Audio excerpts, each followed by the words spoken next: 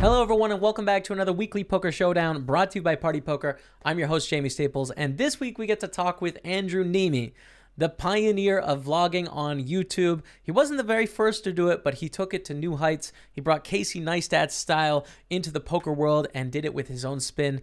Incredible journey to see his channel start up and just take over the poker world and really lend a light to a type of poker we don't often see on YouTube, or we didn't see previous 3 years ago. So it was a great conversation with him talking about his poker career and sort of why he started to vlog and the way that he vlogs. And so yeah, we talk a lot of stuff in poker. I think you're going to like the conversation. But before we get into that, let's get to some of the online poker news. This weekend in the Sunday Major news, we have a player by the name of Jungleman Dan. No, I'm not talking Jungleman Dan Cates. This is an imposter. It is not related to Dan Cates, but had an incredible result this week as well in the Party Poker Big Game. So we first saw Jungleman Dan's success back in November. He won the Party Poker Million on November 25th for $153,000, and he impressively went on to take down the big game on the very same day for $105,000, which is incredible. I mean, $258,000 in those two huge events. That's pretty crazy. So this time around, the player found a win in the Party Poker Million worth $135,000, while incredibly, he also finished fifth in the big game on the same Sunday for $31,000 to cap a remarkable few Sundays at the Party Poker Felt. I mean, that is crazy. Wins the Party Poker Million, wins the big game, wins the million again, and fifth in the big game. This guy's doing something right. I know who this is. They're doing something right. I need, hey, I'm going to hit you up. I need to learn some things. Congratulations to the alias Jungleman Dan.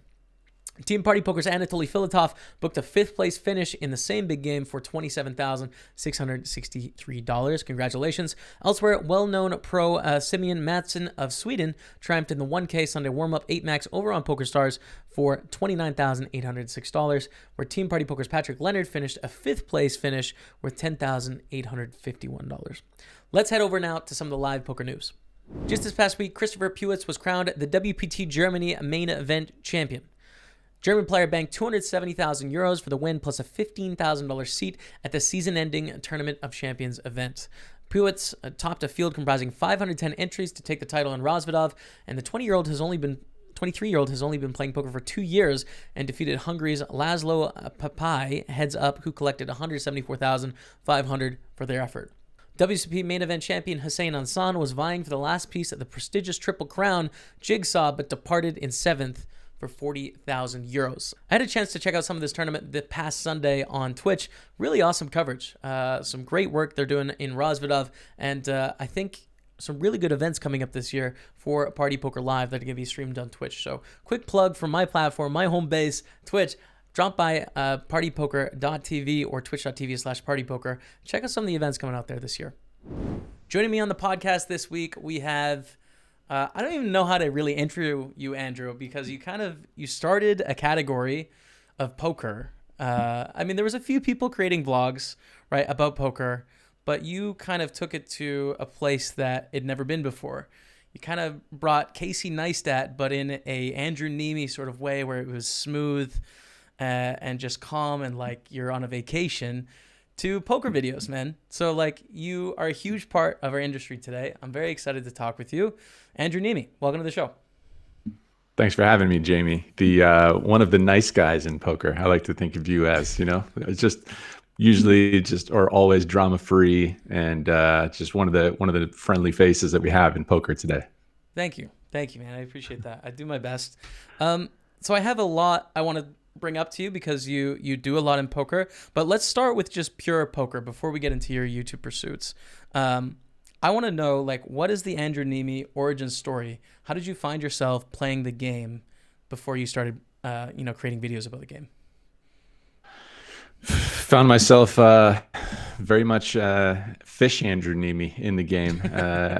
We all start in the same place. We all start as a recreational player. And I started when a lot of people started, product of the moneymaker boom. So I started online. Online player pools it was one big pool back in the day. And this was, I guess, around 2004, 2005 when I first hopped in there. Okay. Yeah, probably 2004. That's OG. Yeah, I mean, Yeah, but it's also like there's people that grow up like playing cards with their families and their grandmas and stuff like that, or their Right. friends. They have home games, but I never really did that. I didn't really have a home game with friends or anything. But it was all over television. Tournaments were massive. Online poker was very accessible, and Mm-hmm. I got in there and just played very recreationally off hours and weekends and things like that. And this was just after I finished college, basically, and was living in Los Angeles. I was working, and I was playing poker occasionally, but maybe slightly poking around with online forums and reading about the strategy and how you can improve and do better for Right. yourself and move up in stakes and all these things. Were you a two plus So two warrior when you first started? Was that the forum, or were you somewhere else? I I found 2+2 a little bit intimidating or overwhelming.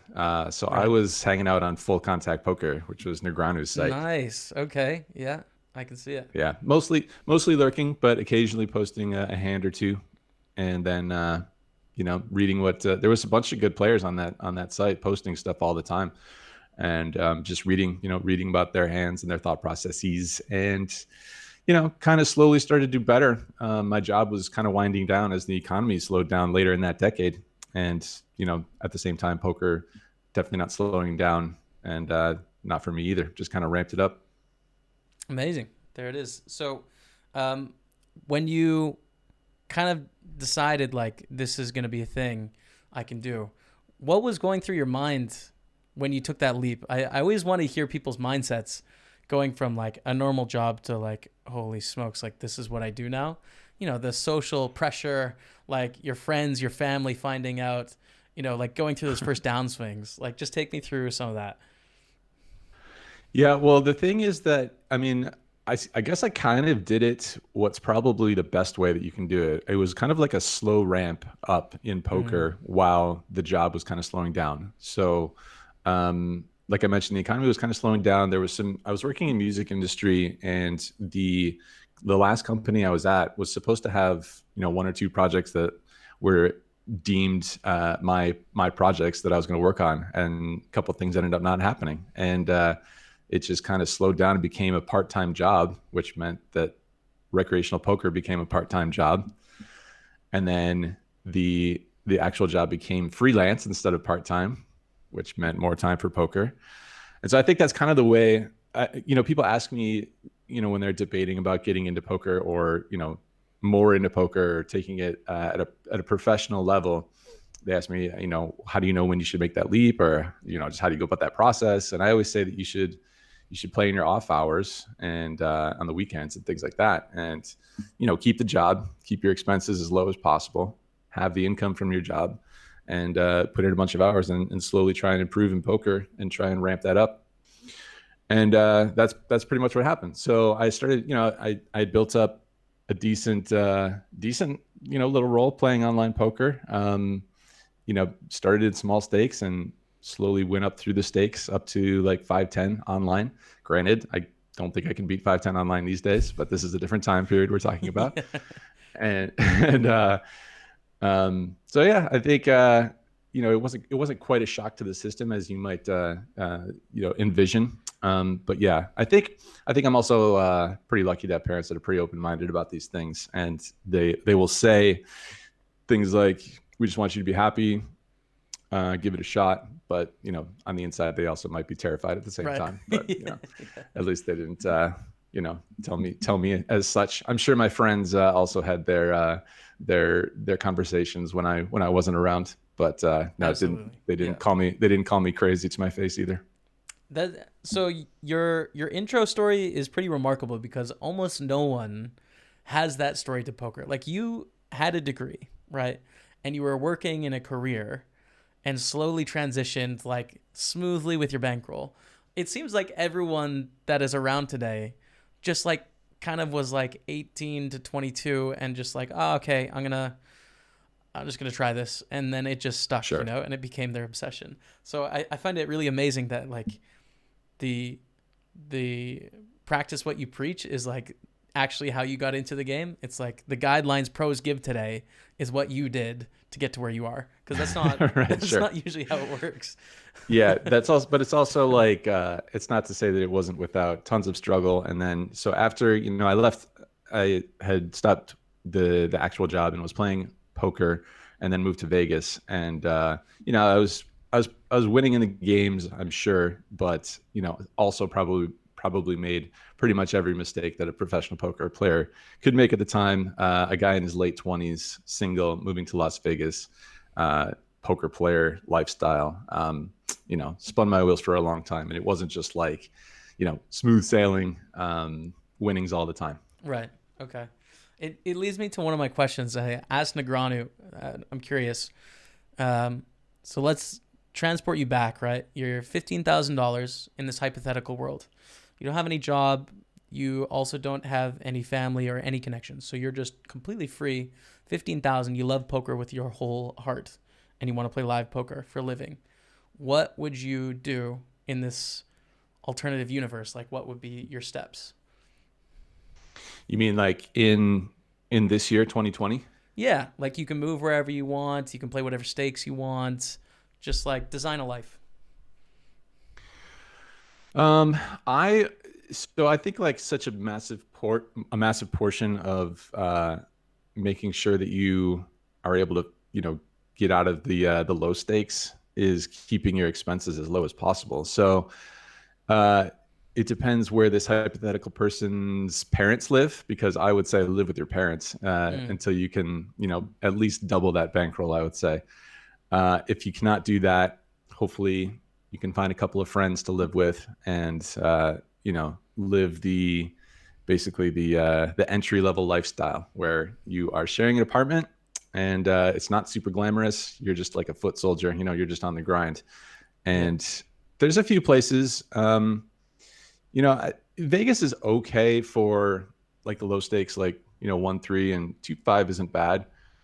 So I guess that's a reasonable option, and the cost of living here is pretty low, and it can be a pretty fun place to live. Granted, you don't want to be utilizing all those options of ways to have fun here. As Yeah. like I said, you're supposed to be on the grind for the most part. Um, but yeah, so I mean, it's not bad. It's once you start getting into poker levels above that, it gets a little bit not great. But there's other options too. There's so much poker all over the country now, where like there's so many casinos in Florida. California is the I think some of the best poker. The living expenses are obviously much higher though. Mm, So if you can somehow find a living situation where those expenses are minimized in California, that's ideal. Texas, another great option. I don't know if there's one destination, one ideal spot that I would direct that person to, but wherever you can place yourself to keep your expenses at a bare minimum is the spot. right. It's interesting because it was kind of like similar to my start in poker. I was living at home with my parents for like the first 4 years and sort of like attending classes every once in a while as an excuse. And the 1-2 game at my home casino in Lethbridge, Alberta, I think is the best 1-2 game I've ever played around the Mhm. planet. Like it's $500 deep. It's a great group of people. I feel like I'm just meeting all my friends and then aunts and uncles and grandparents and grandmas, and it's just like you're Right. just chatting. But you play like 1K pots. With Farmer Joe that just came in to play a little poker in the afternoon. He's just rolling on hay bales of money. Like he loves it. So I would travel to like Vegas, like you mentioned, to go to the World Series at the beginning, and go to bigger cities. But it's just like, man, the gold mine was right in my hometown. I think I wanted that Perfect. excitement of going to the big spots, the hype spots, because it seemed like that's what you're supposed to do. But Sure. um, Yeah, I mean, the thing is that like there's so many people with that mindset that want to be here, and as a result, there's a lot of people that take poker seriously. Vegas. There's also like a lot of the locals. They're part time. A lot of the people that you see at the poker table are locals slash part time poker players, and the way that they've adapted to the constant like tourism turnover is to just play very solid and patient and a nitty game. So, oftentimes the games here are not as fun as they could be in other locations. mm, So, my buddy Brad, he says, why not just go to why not? There's so much poker in all these other places. Why not just go to where these people live and play all the time? Just play with them. Yeah, So often that's a much better option. that's smart. I like his thinking on that. That's good. If you had to choose like a best game that you've played, because we're gonna talk about your meetup games in a second, but you've played poker in a lot of spots. Where do you think the most action, fun game is to play that you've been? Yeah, it's I think it's a toss up between California and Texas right now. With these membership clubs that are available in Texas now, it sort of centralizes a lot of people. Granted, there's a lot of these clubs now that have opened up, but rather than having all these tons and tons of home games, now there's a few spots where people can go to, and it's still pretty early days for that sort of thing in Texas. And there's cities that have a lot of people with a lot of money in Texas. So when you have that combination of things, it's similar to Los Angeles. There's so many people there that have a lot of money, and a lot of the money that's in LA is from cash businesses. And there's lots of people with shops, and there's lots of people that have gambling in their blood. It's sort of just like the culture in California. So that's another combination of things that makes for really good poker games. So yeah, I think those two locations are still, I don't know which one is one and which one is two, but I think those are my top two picks. But there's so much action and so many games to be found when we go to the East Coast, like Maryland. We just got back from MGM Springfield. There's Florida, as mentioned. So there's some good locations, but my top two, California and Texas. There's something so nostalgic about Texas, and I've only been there once, but my idea of poker originating around Texas Hold'em and like stories of Doyle Brunson and like the Wild West, like I'm a little bit jealous that I'm not just posted up in Houston right now and pulling up at games and playing. It just sounds like a lot of fun, man. So next time in the US, I'm gonna have to check that out. See some of those membership rooms. Yeah, I would. There's like I said, there's so many games and so many of these. There's a bunch of rooms now, and no shortage of action. So like when we go to Austin, we've been going to a place called the Texas Card House down in Austin, and it's the 5-5 game, which sounds kind of low-ish stakes, but it's uncapped, and so people are buying in for thousands, and there's lots of straddles, and they love the bomb pot thing. It's like just a part of the regular game. Like every dealer change, they do a $25 per person bomb pot, and it gets pretty crazy. The bomb pot. So for anyone that doesn't know, bomb pot is like where everyone puts in a set amount of money pre-flop, and then you deal out cards, and then you start the hand at a flop. So there's like $200 or $500 in the pot before the play is even on.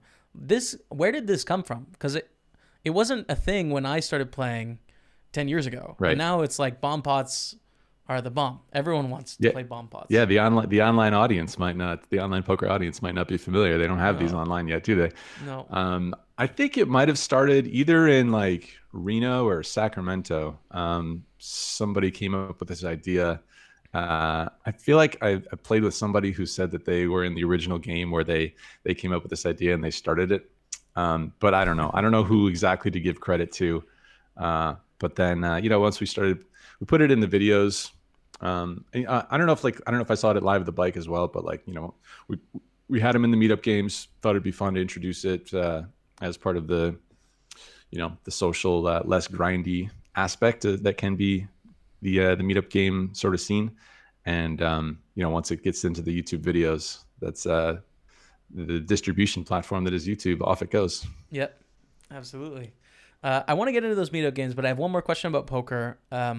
Again, for the people that are sort of newer in their poker journey. So what do you think is the biggest mistake that you see new players making when they are either picking up poker as a hobby? So let's go for the ultra beginner route in like playing a hand, but then also like being serious about it too, maybe going pro or as like a serious hobby. What are the two mistakes that those player groups make? I think that poker is one of these things where you really don't know what you don't know. And so it's pretty easy to become, cocky about it. And,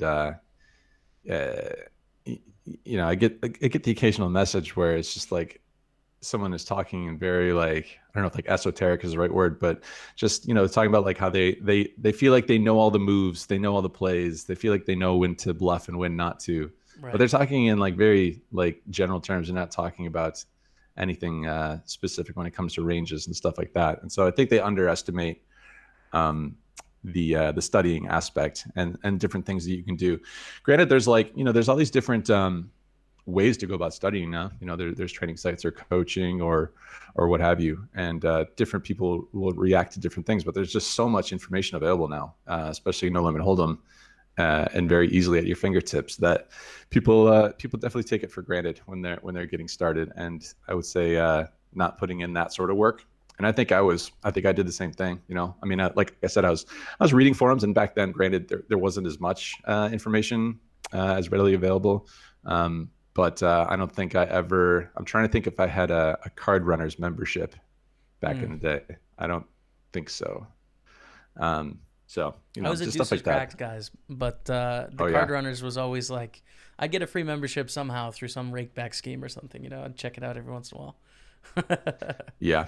Yeah. So yeah, I think being a little bit too bold about that, or not putting in the work, that's probably a pretty standard mistake. And then the other one I always come back to is just not realizing how much you have to look after your expenditures and treat it like a business and keep all those as low as you can. Right. That makes sense. One sec. I had something in my head. It'll come to me. I wanted to ask. Okay. On that. Oh man, I really wanted to know your answer too. It's all right. We can come back to it. We could circle back and patch it in. Yeah, it's fine. But let's get into vlogging a little bit here, because I think fair to say, like, your poker career, you really gained a lot of notoriety as a cash game player. I mean, it's tough for a cash game player to gain notoriety in the poker world, but you started these vlogs on YouTube that like took the poker world by storm. Like they happened, and there was a few people doing vlogs. Trooper was doing vlogs. I think he was doing good things. I was doing like sort of lifestyle, not really poker hand vlogs as a poker player. There's a few people out there, but then you came up with these videos, and I mean, I compare them to Casey Neistat because I love his content, and I compare them to him as well. Yeah, some similar themes, like the drone shots and the music and the establishing shots, right, and the slow-mo, just like everything that he did. You brought that to poker, but then you brought your personality with it, and it was like we had the WPTs of old, or the EPTs, or the World Series of Poker, but from a first-person perspective with a human being. Like, that was really the first time we had that. So I think, honestly, we'll look back at this time as a monumental thing in the progression of poker. I just think it's so important. So why did you decide to do this? Like, what went through your head? Like, okay, I play cash games. Like, I'm going to start making these mini films about playing cash games. Yeah.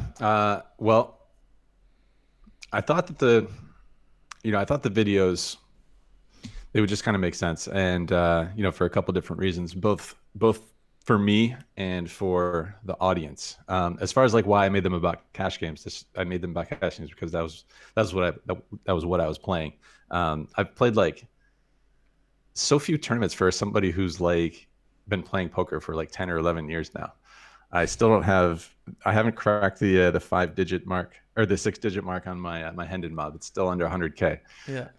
Which hopefully we'll get over that hump this year. But anyway, so I was on the grind. This was probably about 8 years into just playing cash games. At this point, just 5-10 player, not like not the best 5-10 player, but doing okay in the 5-10 games around Vegas. And I think just needed a little bit of a change. I think I was missing a little bit of creativity in my life. So I had seen what, as you mentioned, Casey Neistat was doing on YouTube, and he also just talked about the way that the platform was just like the best distribution platform that there was, as far as like creating something and connecting immediately with an audience and not having to wait for someone, to give you permission to do your thing and to connect with people. And you didn't need producers. You're your own producer. You're your own creator, and you could just do it, and off you go. So, it was a combination of like that. There was also like a very, like, I think there was a lack of poker media attention focused on sort of everyday games and everyday stakes at the time. So like, you mentioned there's things like WPT, WSOP, even like the WSOP, they would focus on like the main event. Usually at this point, that's $10,000 buy-in. So like, we get a lot of entries in that tournament, but then again, like that's like a dream level for a lot of people to be able to play that stake. Like once a year kind of thing. Yeah. Yeah. So, at the same time, there's also like all these people that are playing, almost daily, playing, either 1-2, 2-5, or maybe even smaller, just playing like home games with friends and stuff. And, that portion of the audience isn't really, there's no content that's like created with a sort of like patient level where you're walking, street by street in a hand. And sharing the thought process and how like a professional might walk through these poker hands at the stake level that they're playing. So combination of like those things, a little bit of maybe like a hole in the market, combined with me 8 years of just playing cards, and maybe like feeling like I was missing something a little bit personally, and just wanting to try it. I wasn't like, sure that this was going to be the thing that I was, doing 3 years later, and it would win awards, or whatever. But if it didn't work out, then I guess on to the next, whatever, back to playing cards, and then maybe try something else. Because I had started doing the Instagram thing. I was, I gave myself a challenge to post something on Instagram one time a day for an entire year. And so I think that like, gave me a little bit of a stepping stone into the blog, where it was like a creative jolt, or that was what it was meant to be every single day. And, if the vlog didn't work out, then I would try something else. But I guess they caught on. I think it's a really good idea because we see people on Twitch do that all the time. I remember when Tonka started streaming, Tonka P, I mean, he said the same sort of thing, like, I need some motivation or some flair to keep doing this. And that's why he started creating. And I don't know for sure on Lex, but I think there was some of that there with him as well. Sort of reinvigorated his poker career and like took him to new heights, essentially. So I think it's so cool that poker pros that have a ton of experience and might be a little bored just get into the creative aspect. Like, it helps the game. It's a lot of fun. I can attest, like, it's a really enjoyable, it's a completely weird, different challenge to create streams or vlogs or YouTube videos compared to just playing poker. It's very different, but it's still the game we love. So I really like that. Yeah, I don't think, it's interesting. There's so many different people that find their way into poker, for one reason or another. And I think the people that end up doing the best, they probably have, like a deep love for strategy games or, game theory, and things like that. But there's other people that find their way into the game for other reasons. And maybe they find that poker isn't everything that, maybe it doesn't fulfill them 100%. And that's fine. It doesn't like take away from the people who it does fulfill. And, everyone's different. So, I think some of us fork off into the creative side of it while still playing poker and enjoying it on a different level. And I guess it's interesting to see what different people end up doing. Does that creativity manifest itself in your game, do you think? Do you think you're unorthodox in ways, or you come up with different lines than other people based on that creative trend in your life? I think the only way that shows up is that Yeah, I think maybe a couple of different things. I don't know. I think I probably over the years have been like kind of stationy, especially on the river. That's like kind of Hmm. the probably the biggest like specific game leak. And I think I just like am a little bit creative and want like the end to the story. And if I Right. don't get the end of the story, then it's like, well, this is how do I ever get closure on this? You Yeah. know? And that's just obviously not like a very game theoretical view as to what you're supposed to do in these situations. But I guess I look at it that way. I want I want to know what happens at the end of this story, and so I got to find out. So Um, the moral of the story is that creativity is probably bad for your poker game. Is that what you're saying? Probably, yeah, probably. I mean, just folding sucks. It's like the story gets cut off like before the end of it. Like it doesn't matter what Yes. street it happens, pre-flop, on the flop, turns. Like let's see this thing to the end and see how this plays out. I think we need universal rabbit hunt. That is the answer to this. You can even charge a fee, like $1 to the dealer for the rabbit hunt. Perfect. We can end those It stories. should it should go into the pot probably. And I think I would be down with that, but the problem is that like there would be a lot of I think the pros wouldn't like it because the curious recreationals would be able to just fold and then Yeah, see what happens for cheaper. it's true. So it would have to go into the pot, but I don't know. We can figure it out. So since you started making videos 3 years ago, was there any like innovations in your videos or turns that really stand out? Of like, oh wow, that's a really cool idea, and kind of changed your format.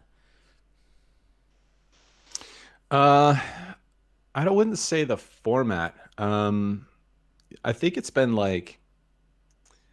I think probably a pretty similar format to my videos since the early ones, where it's like there's it's kind of like a three-part story, and there's we set up the day or the weekend or whatever the video captures at the first part of the video. Sort of talk about like what happened recently or what's been happening, or what's going to happen today, what I'm going to go do, and then usually there's a poker session in the middle, and talk about the poker hands, and then at the end of it, wrap it up with maybe some sort of like lesson that we learned or things I want to try and do going forward, something of that nature. The poker hands, they always like, there's so many different stories that can develop from, poker hands themselves. Yeah. And they definitely like each one is a story, like kind of like what I was talking about. But, um, the sessions kind of like tell a story of the day. And I've sort of, I guess I've sort of kept that structure to the videos throughout the life of the vlog. There might be like something I introduced, like a drone, that wasn't at the very beginning. I eventually got that into the mix, Yeah. so that was fun to fly that over casinos and have people tell me I can't do that here or there. Yeah. I think I remember Um, the first one. It was in the desert. I'm pretty sure I remember watching the first drone shot. I was like, oh, here we yeah, go. yeah, right. Yeah, I mean it's funny, like the all that creative stuff. It's all like it's always a mystery as to whether people are going to be into it, and it's so subjective, right? Like the poker hands are the anchor for these videos. The poker itself is the anchor. It's what if you go into my YouTube analytics, you can see the retention number. You can see that most people watch for the hands, Right. and the numbers drop off. You can see it like it drops off. People fast forward to the poker hands. The graph goes up. They watch through the poker hands. As soon as the hands are over, bam, Yeah. falls Yeah. off. Yeah. People are on to the next video. Yeah. So it's like, but the thing is that like I enjoy all that stuff. The poker hands, I almost view them as a commodity where people can get poker hands in so many different locations. Yeah. But the rest of the video is like it's just me. It's like it's my stuff. It's me like expressing myself. Yeah. It Um, makes it a and Neeme so poker hand, right? It makes it your poker hand. it Uh, makes it my production. It makes it like me expressing myself. And yes. I would just get too sick of it if I was only talking about poker hands. That's just me. I mean, I got into this vlogging thing because poker itself I thought was slightly lacking for me personally. So how can I just like only talk about poker in the production, like Yeah. how can I only talk about poker hands? Obviously I'm going to want to do some other things. And I think most pros would probably be the same way as you. Like when I watch vlogs, I don't want to watch the poker hands because I play thousands of poker hands every day. I'm just like, I'm just tired of poker. Like I just want to see what's going on in Andrew's life, like what's happening, like the sights and the sounds. Like not that there's anything wrong with the analysis. It's just too much analysis overload of poker sometimes. So Yeah, for sure. Like I want to see Jamie walking through the streets of Scotland or Edinburgh or something like that. yeah, Like that's pretty dope. yeah, no, exactly. And I think Twitch, for that reason, kind of skews towards like newer players in a big way because the pros, like they don't want to hear other pros talk about poker hands. They're just like, well, yeah, but I do the same sort of stuff. So I think I think there's something there, something to be explored. Yeah, it makes sense though. It's like, there's the people who play poker full time, or it's a very small number compared to the masses who don't get as much time to play poker as they would like. So they crave that. They want to be in the driver's seat, which is like how that was like the vision for the vlogs. It was to put the viewer in the driver's seat. Like the camera is like right there on the table. When I win a pot, I drag the chips like into the camera basically. Yeah. And they're there at the table, and it's like their time that they get to be in Vegas, like playing poker in a sense. Yeah. You're a genius, Andrew. You had such great vision, dude. You had such great vision. Let's talk about the YouTube poker apocalypse. I mean, we kind of coined that phrase in the summer, but it's kind of back. So I know you had a strike on your channel, right? And you were blocked from uploading for a week. Is that right? Yep. I lost my vlog channel, which has been sort of vacant for about 9 months. They put it back. So it seems like YouTube is at least listening and like fixing the strikes, right? But it's not putting back all the videos that have been taken down. Like some people have, their channel removed and it's put back, but the strikes are still there and they're still missing 8 videos. So it seems like we're almost in a holding pattern as to what are we allowed to do and not allowed to do, and what are we allowed to link in the description, not link. Like there's no clarity. Hopefully we get clarity, but I wanted just your thoughts on the situation and where do you think it's going to go? Like poker and YouTube, will it continue or are we going down a bad path? Yeah, I have to. I mean, my guess is that it will probably get sorted and will probably be okay. Granted, I might not have any clue what I'm talking about. But I feel like there's so much content and, whether it needs to be age restricted or what, excuse me. I don't know if like you'll be able to just say,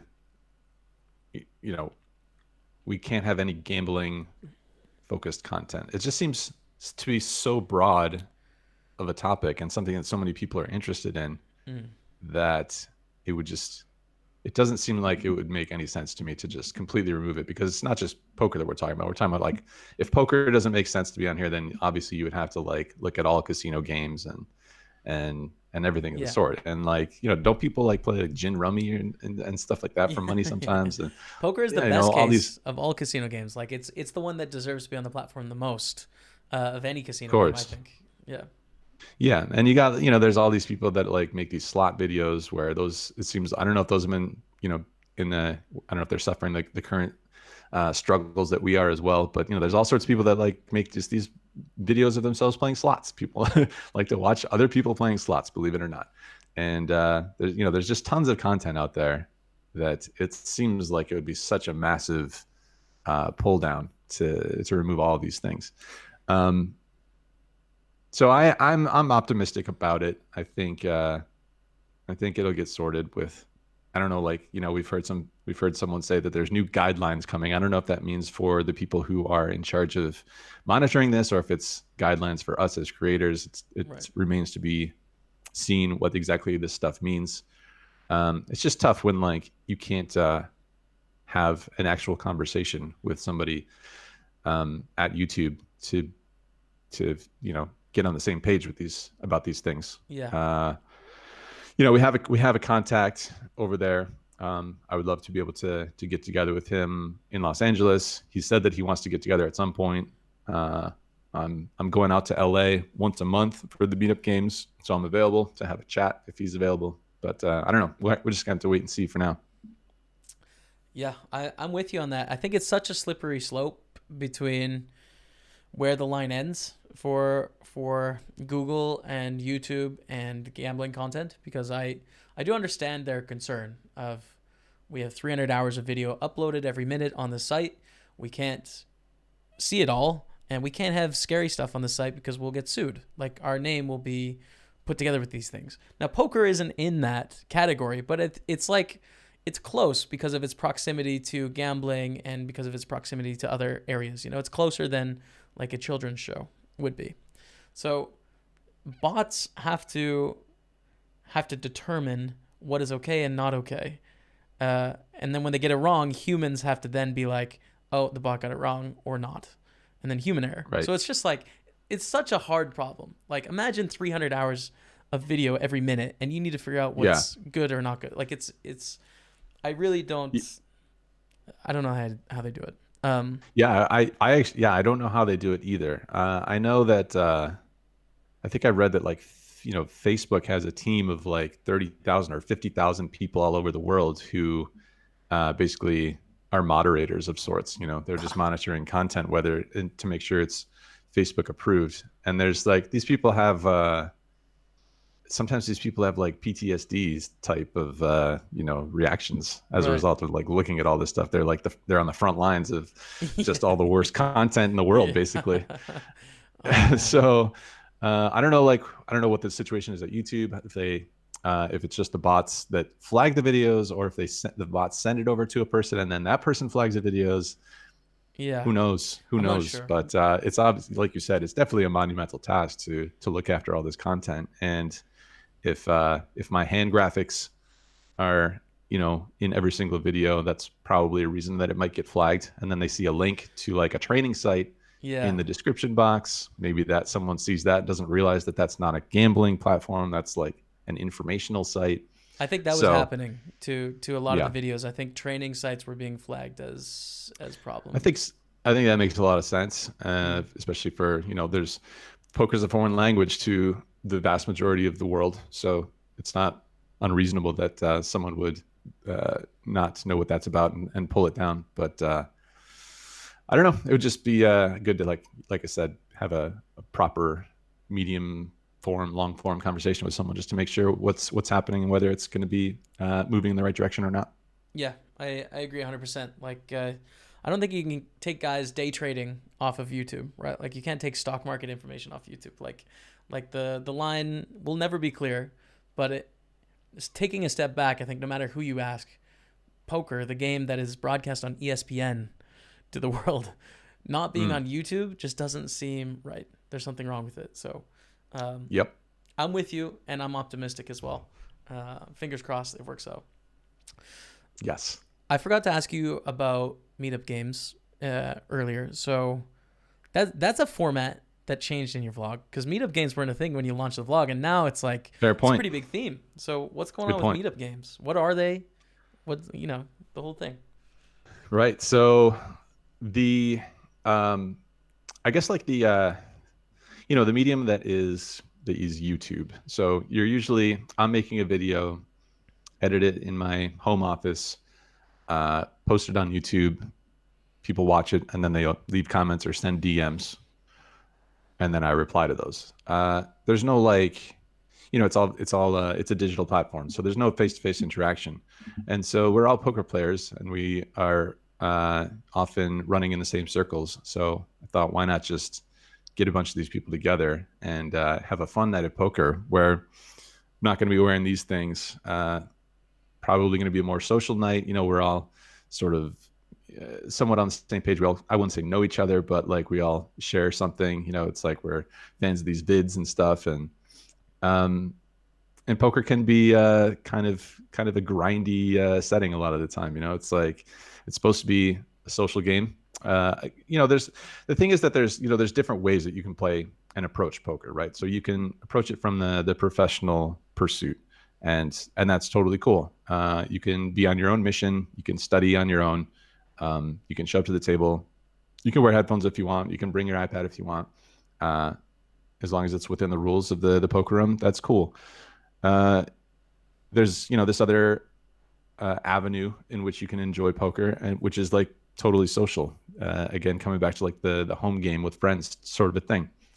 And the meetup games are sort of a nod to that side of poker, where we're gonna get together, we're gonna splash around a little bit, we're gonna have some drinks. I think the drinks consumed is probably a little bit above average Right. in our games. And like I said, we'll introduce some bomb pots, and we'll try to do some things that make it just a more fun social game. And we're all going to try to win, of course, but we're going to try and do some other things as well, like have fun and just hang out. And then we're also going to go to the bar afterwards. We're going to play for like 6 hours or something. And then we'll spend an hour or two over at the bar and just hang out and get away from the poker tables and just be social. So meetup games, all of that packaged into a fun day or two at hopefully your local casino. It's good. It's a good idea. I like it. So, where are your next meetup games? Where are you going after this? Next one on the calendar is Los Angeles, March 6th and 7th, the Gardens Casino. That's the spot that we're going once a month in LA. It's gorgeous casino out there, and they totally got the vision. A lot of casinos, they're still kind of sketched out about this whole bringing a camera into the casino and then putting it on your YouTube channel, and they don't get a chance to edit the video and all this stuff. I saw that on your MGM video recently. Like, they just don't. This was the first one you've got done, right? This yeah. So we had, one. we had like sort of worked with the Bellagio when they had their live stream, the Bellagio Pots. We Brad and we hosted a game on there, sort of a meetup game, but not really, because we were limited to the one table. We had a must move table. At the meetup games nowadays, we rotate. So it's Brad Owen. If your viewers don't know, he also has a YouTube channel. It's kind of popular. I want to get him on the show too. I want to get him here too, but I wanted to start with you. So my fellow poker YouTuber Brad Owen and we'll switch tables every like 45 minutes or an hour, just so we can try and play with as many people as we can. And so yeah, this one at MGM Springfield was kind of like the first real meetup game that we've done with the MGM Corporation, which, they had to talk to the gaming board about this. So it's like, again, these two guys with cameras, they're going to be capturing people, and their faces are going to be in there, and the gaming action is going to be in there, and then they're going to post it online. So the poker room manager Adam Nash was he was our not cheerleader, but he was voicing it. He was our voice over there, and he got it done. So that was awesome, and we had a great turnout out there. I think the first day we had 14 tables worth of people, and the entire poker room was full to the brim. So good times. Amazing. That's great. So you're going to LA, and then I interrupt you. Yep. What's after LA? Next thing on the calendar after that is Chicago. There's a group there called Chicago Charitable Games, where they sort of rotate around the city. I think mostly it's in the suburbs, really, but different venues. Like each day of the week is a different venue, and then a portion of the revenue goes to different groups of people or different charities and things like that. So we'll be out there March. It's the last weekend of March, the last Saturday and Sunday of March. I think it's 28, 29. Not positive, but I think that's right. Amazing. I would love to check it out. I'm a long way away from those spots. I missed you in London as well. You had one in the UK. What was the UK like compared to these US meetup games? I mean, what's the difference in poker between the two places? Honestly, I thought it was on the tougher side. I thought the games were on the tougher side at that meetup game. I think that you probably will be able to give input on this as well, but like having access to online poker as Europe has always had, I think can only contribute to the poker players getting better at the game, just because they can get so many more reps in. So yeah, I thought the games were a little bit on the tougher side, but I mean, we had again, an amazing turnout. That was our biggest event. It was 4 days long, and they didn't have enough dealers for us. They could have brought in more dealers. They had empty tables, but wait lists of like 50 people or something like that. Wow. So I think we had like, there was like 24 games going. I don't know if we get credit for every single game, but awesome turnout. And yeah, not the softest games. Right. Yeah. Well, I think it's online poker because that's my favorite part about online poker compared to live is the ability to play so many poker hands. Like if you really love the structure of poker and the game of poker, it's like the best because you get to play so much of it. There's that. Sure. But then like disposable income in the US too, just like is king. It's people have the most money on average in the US compared to other countries. So I think that plays a factor too. Like just in accessibility of being able to buy in for £100 or £200 or $100 or $200, etc. Good point. I'm glad that went well. That's good. I have a couple questions from Twitter. We put out an Ask Neeme on Twitter today, so I want to bring up a few of those before I get. Okay, so first one coming in from Zach Bedford at Bedford96 says, "What's your favorite country you visited? Would you consider coming to Scotland?" Hashtag Ask Neeme. So I have actually been to Scotland before my college days were up. I did a study abroad semester. This was in the first semester of 2001. So we're going way back, but I am that old. 2001, I did a semester in London, and that was like the best time ever, basically. I only took like 9 credits worth of classes. I think I only had class on Tuesday and Thursday. I arranged my schedule so that I would only have class on those 2 days. And so London was like an amazing hub to get to like all over Western Europe, at least. So I went to like almost everywhere in Western Europe, and definitely made it up to Scotland, went up to the Highlands, did all that stuff, and it was gorgeous. I have not played poker in Scotland. I would love to come back. And yes, I would definitely consider a return to Scotland. Favorite country that I've visited, probably Switzerland, just incredibly gorgeous. Got to do a couple of different things there. Went bungee jumping there. That was an adventure. Went snowboarding there. Awesome. It was like the snowboarding that I was in Zermatt, and the runs were like just incredibly long. We took like this like mini train up the mountain, and stopped for lunch like partway down the run, which is crazy. That is crazy. Yeah, I've never heard of that before. So, I mean, there's so many countries in Europe that are just in their own way awesome. But yeah, Switzerland is definitely towards the top, if not the top. Andrew, I just remembered this, man. I saw you tweet about skydiving the other day. Are you a daredevil? Like what was skydiving like, man? So Boosie led the charge with that one. So that was actually that was like a final well, I shouldn't say final because it makes it sound kind of possibly morbid, but it was a birthday present I just had my 40th birthday. So Boosie got me this as my 40th birthday. We talked about going skydiving. So she had been before. She went in like 2012 and she loved it. And this was kind of like a bucket list thing for me. So yeah, like I said, I'd done bungee jumping, hadn't done the skydiving thing. I think those are, kind of similar, but definitely not anywhere near the same thing I've learned because the skydiving thing was such a unique experience.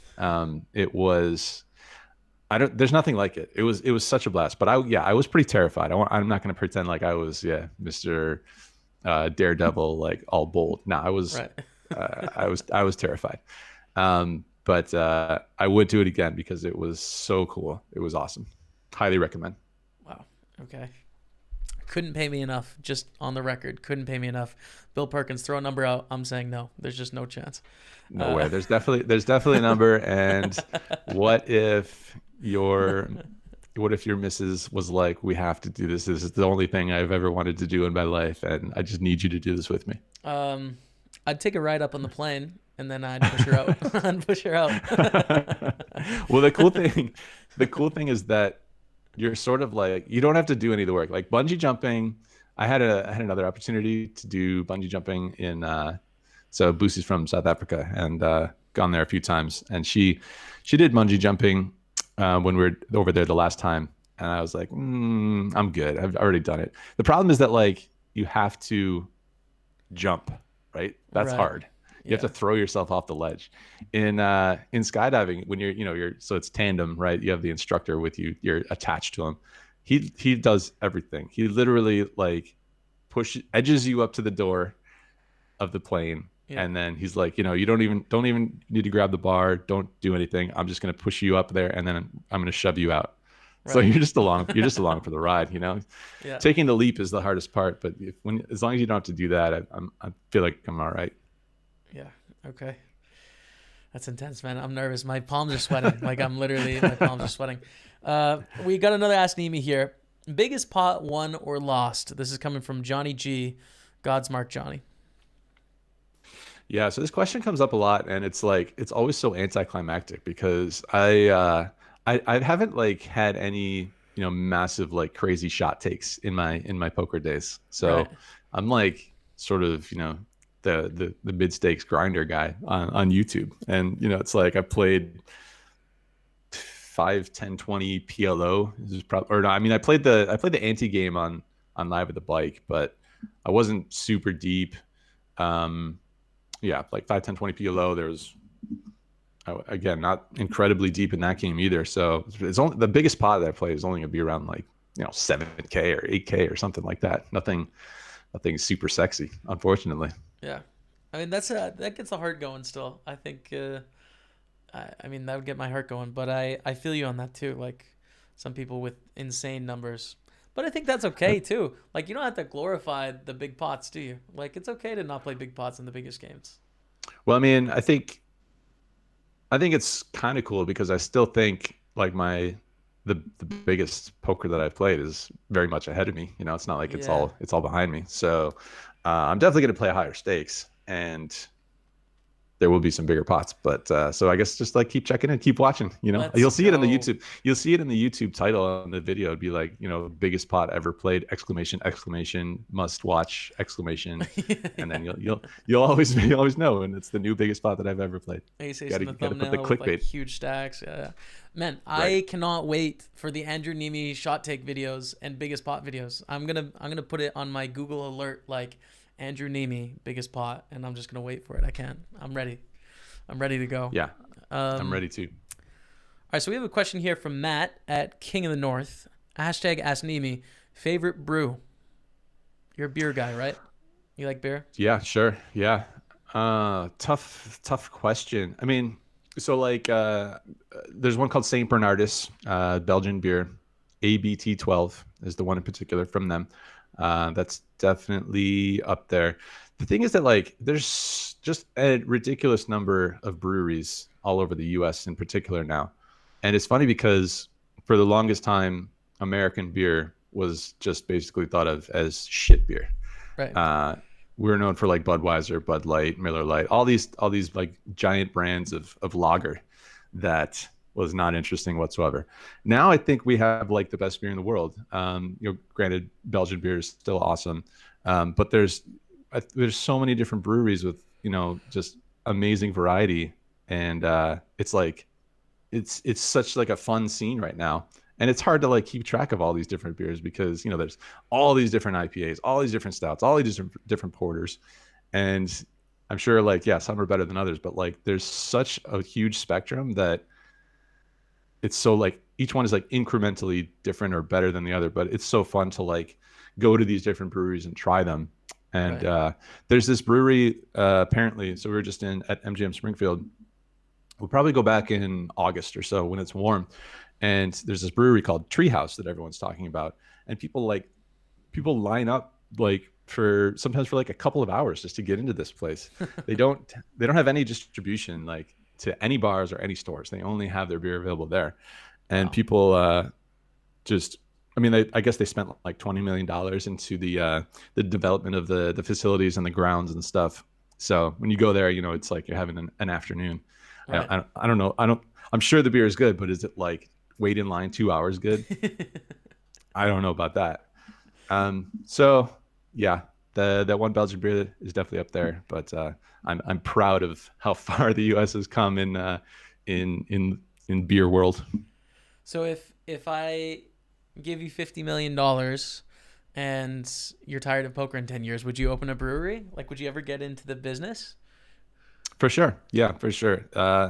If I, we've definitely talked about that a lot, whether it's like opening a bar or opening a brewery, because that's sort of like a theme in my videos as well, is Mm-hmm. stopping into like my favorite local watering holes, or trying somewhere that looks interesting when we go to a different city or whatever. And so yeah, I've always enjoyed that, and I don't know if it's like the best thing to do, like your first business to open up when you're not financially set either way, depending on the success of it. It's tough to say.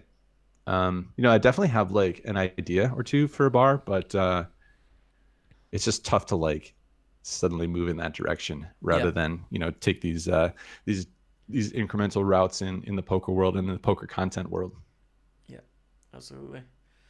Um, so I've kept you for about an hour here. I wanted to end on just some goals.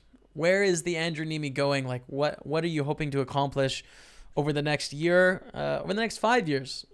Just a general sense for where your career is going. So we definitely need to start playing the biggest pot that I've ever played, and keep pushing that envelope. Yes. So I definitely do not want to just play 2-5 and 5-10 like forever. So it's tough when the vast majority of your poker play is the time that goes into that, or the time that's required for that, is taken away and put into videos. But obviously, I wouldn't have changed anything. Very happy with the way this YouTube thing has gone. But it's just tough to like, grind your way up in stakes as you might do when you are not editing videos and all those other things that go along with it. Traveling around to meetup games.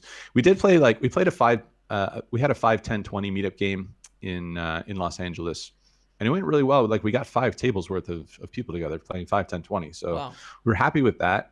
But LA might be a little bit specific to that. It's a big city, and there's big games that people play there anyway. So it's tough to like, when you're traveling all over hosting meetup games and stuff, it's tough to like I said, find the time to get into some bigger games somewhere. Aside from that, there's no blueprint to this thing, this content game. Not for me. I don't know. You seem like you might have more of a vision. You seem like you might be more of a vision man. But I like it, but to my detriment. It's I really, wish it could be more in the now. So I'm learning from you. oh, okay. I don't know. Maybe we can help each other out with our strengths and weaknesses here. But yeah, it's like we sort of react to what people like to see and what people want to do, and where might be a good idea for a meetup game. And it's like, it's tough to know what exactly what we'll be up to in a couple of years.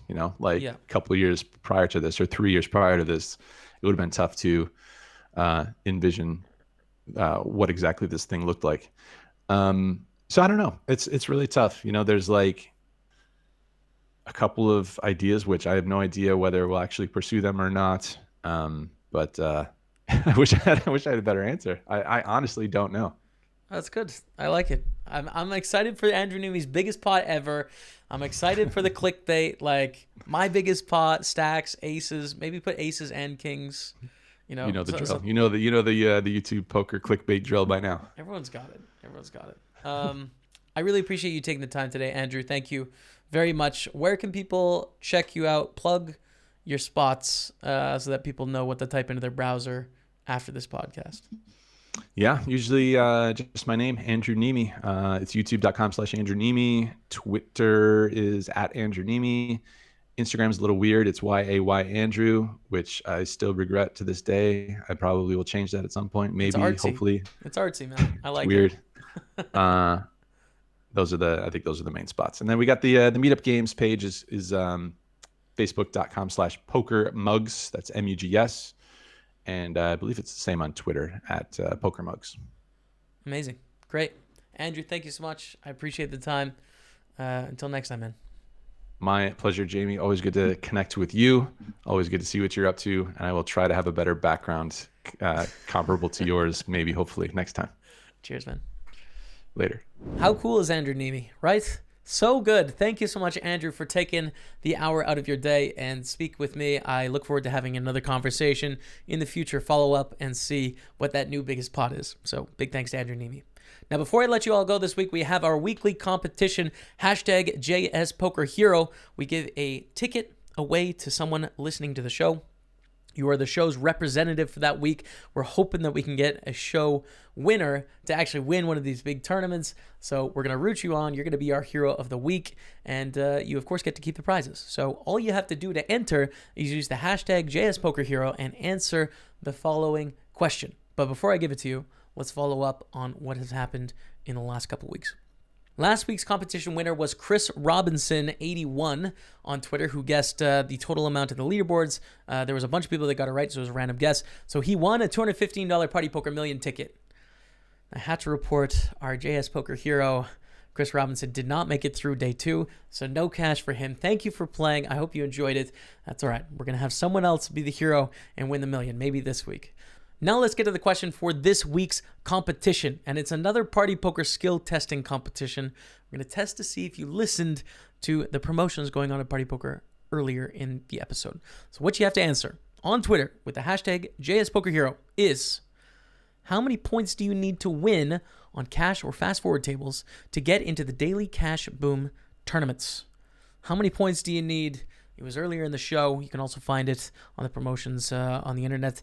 Answer that with the hashtag JSPokerHero, and one of you is going to win a $215 Party Poker Million tickets. You're going to represent us this Sunday, and with any luck, you're going to win the thing. That's going to be it for me this week. Thank you all so much for tuning into the show. Big thanks to Andrew Neeme for taking his time to speak with us. I'm looking forward to doing this again next week. But until then, we'll see you later.